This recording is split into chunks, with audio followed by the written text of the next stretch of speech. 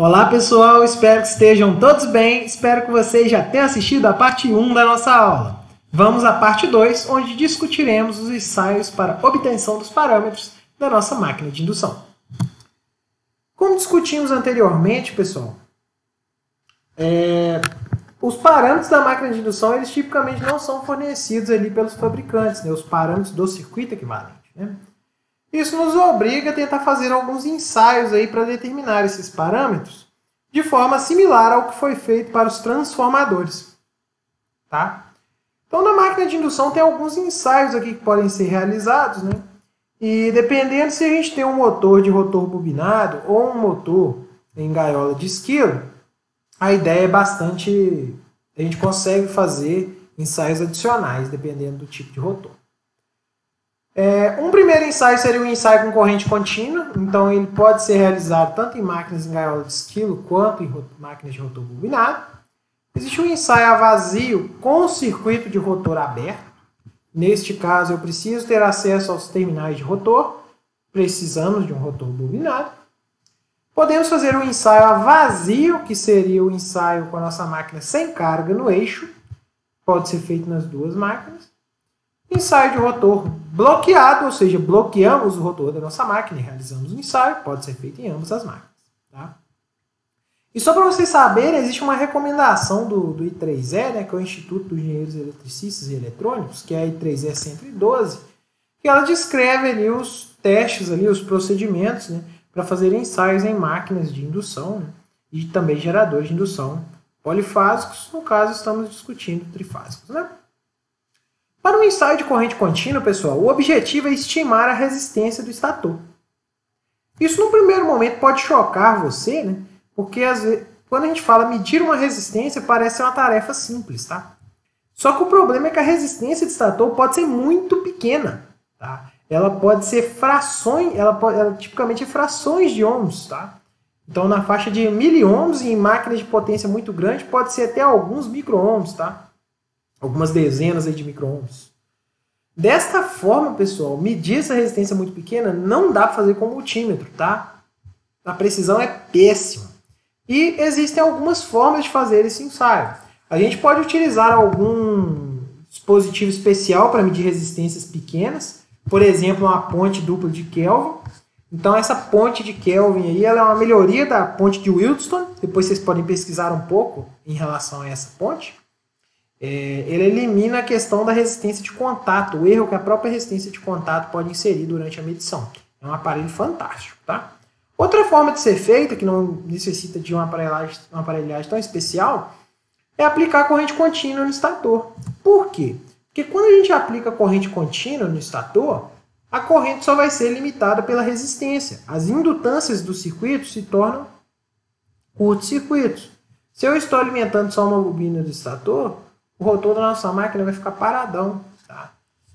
Então, quando eu aplicar uma tensão contínua e medir a corrente, e aí eu posso aplicar uma tensão num determinado valor que eu consigo medir bem, e uma corrente, por exemplo, que seja uma corrente que eu consiga medir bem, eu vou ter uma precisão muito boa na estimativa da resistência. Tá? Só que a gente tem que tomar dois cuidados. Tá?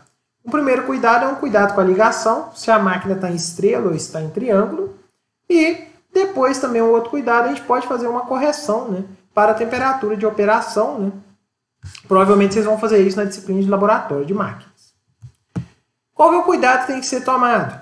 Se a gente está com a máquina lá, eu não consigo desfazer as ligações não estão desfeitas, tá? E eu aplico corrente contínua, eu vou medir a resistência equivalente dessas três resistências aqui que eu estou buscando, que é o tal do RS. Né? Portanto, o valor da resistência por fase, se a gente fazer a razão entre a leitura do voltímetro e a leitura do amperímetro, será 2/3 do valor da resistência que eu estou buscando. Então, basta isolar a resistência que eu estou buscando nessa equação e calcular. No caso da máquina estar em estrela, é um pouco mais fácil, porque essas duas bobinas vão ficar em série e, consequentemente, a resistência que eu vou medir vai ser o dobro da resistência que eu estou procurando. Então, lembre-se depois de dividir por 2, caso a máquina esteja ligada em estrela. Agora, vamos para o ensaio vazio com circuito de rotor aberto. Tá?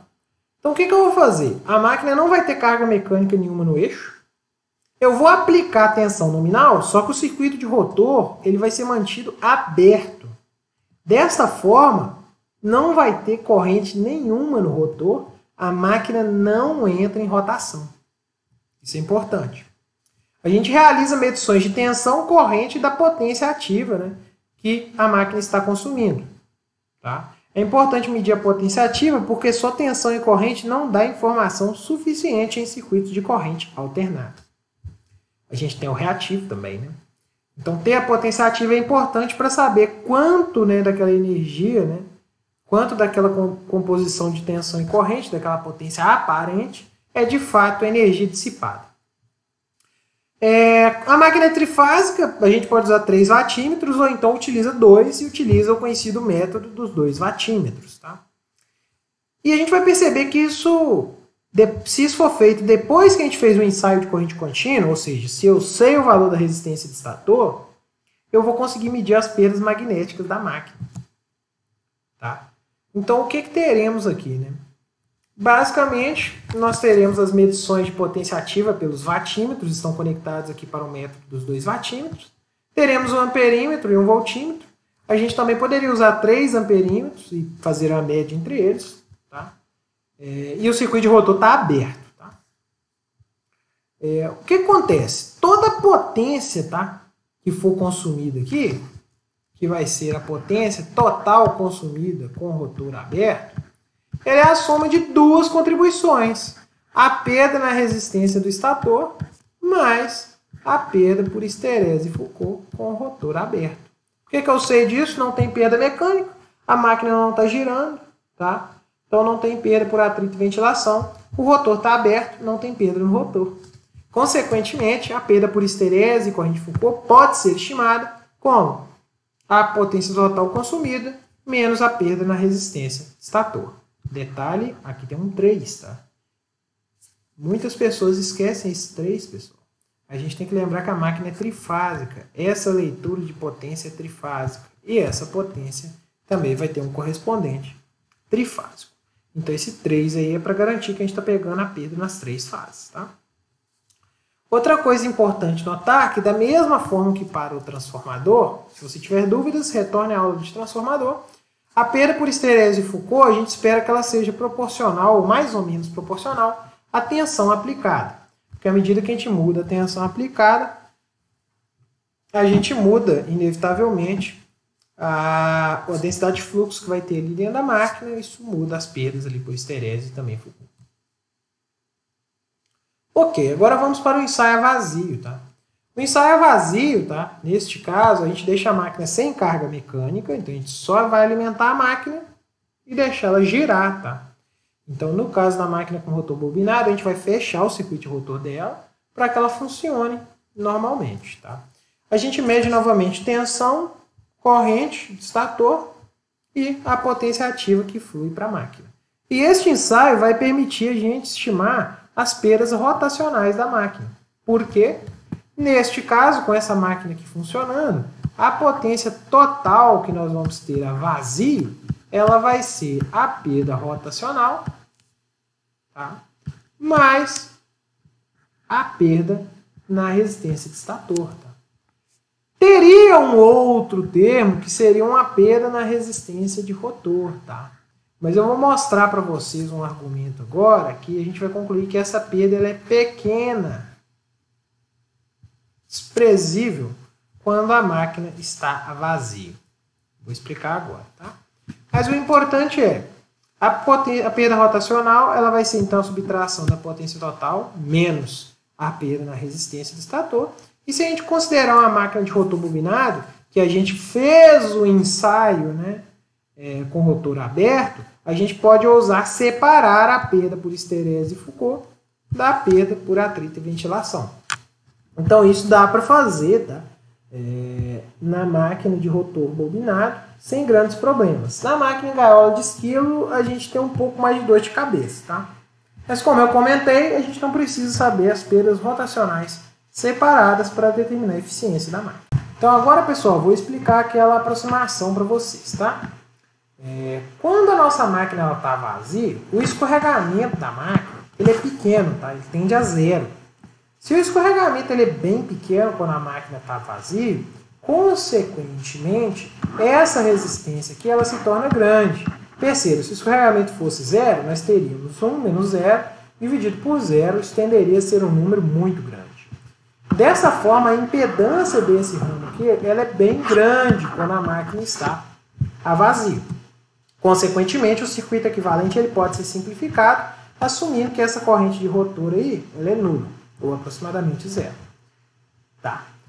Para a gente poder calcular, aí, no caso, os parâmetros que nós não conhecemos, que no caso são a reatância de dispersão do estator e a reatância de magnetização, basta a gente fazer a conta da potência reativa. Tá? Então, qual seria a potência reativa que seria fornecida pela fonte? Ela seria, basicamente, a gente tem aquela relação que Q é raiz quadrada da potência aparente menos o T ao quadrado. Então, a potência aparente é 3 vezes a tensão vezes a corrente. Tá? Pensando que eu estou medindo tensão de fase, né, e a corrente ali também da nossa máquina. E esse 3 é porque é trifásico. Menos, né, a potência aqui, ativa consumida que a gente está medindo com os watímetros, também elevado ao quadrado. Isso é a potência reativa trifásica. Como a corrente aqui, nessas duas reatâncias, é supostamente igual, visto que a gente assumiu que a corrente no rotor é nula, nós teremos que a potência reativa será 3 vezes a soma das reatâncias de dispersão e reatância de magnetização, multiplicado pela corrente de estator ao quadrado, medida para a condição a vazio. Dessa forma, a gente pode achar uma expressão para a soma das reatâncias. A gente ainda não consegue separá-las. Tá? A gente vai conseguir isso só depois que a gente fazer o ensaio de rotor bloqueado. Agora vamos para o ensaio de rotor bloqueado, né? Seria o último ensaio aí. Então o que a gente faz? Bloqueia o eixo do motor. Você faz um aparato, né?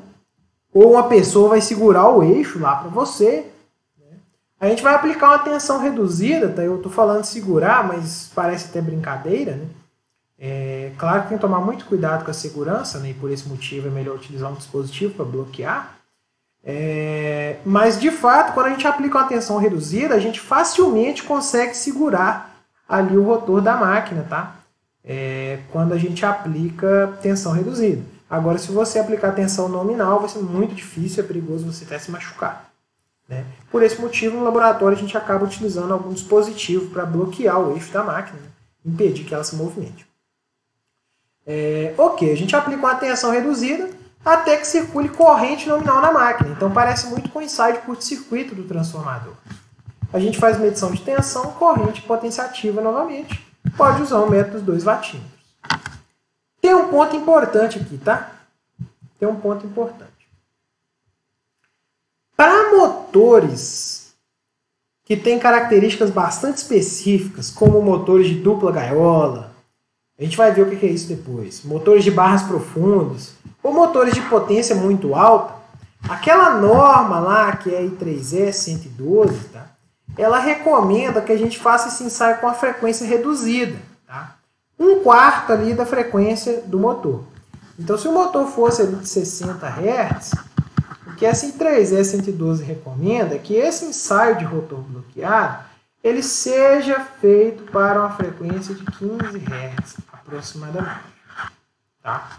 E qual que é o motivo para isso? Tá? O motivo para isso é, quando o motor está com o rotor bloqueado, se a gente lembrar da nossa aula anterior, a frequência induzida no estator é igual à frequência induzida no rotor. Então, nós teremos 60 Hz nas correntes do rotor.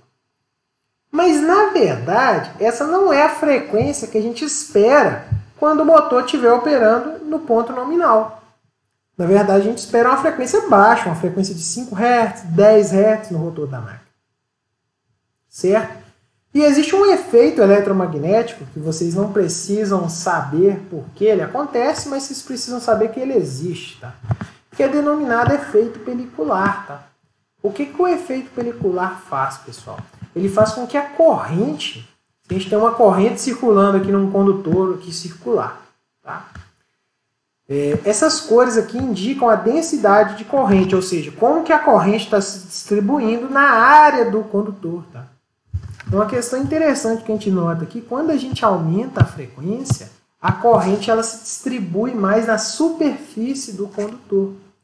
Então é como se a resistência elétrica do condutor ela aumentasse, ou seja, a corrente ela está ficando mais apenas nessa área aqui ó, do fio, em vez de utilizar o fio por completo quando a frequência é mais baixa.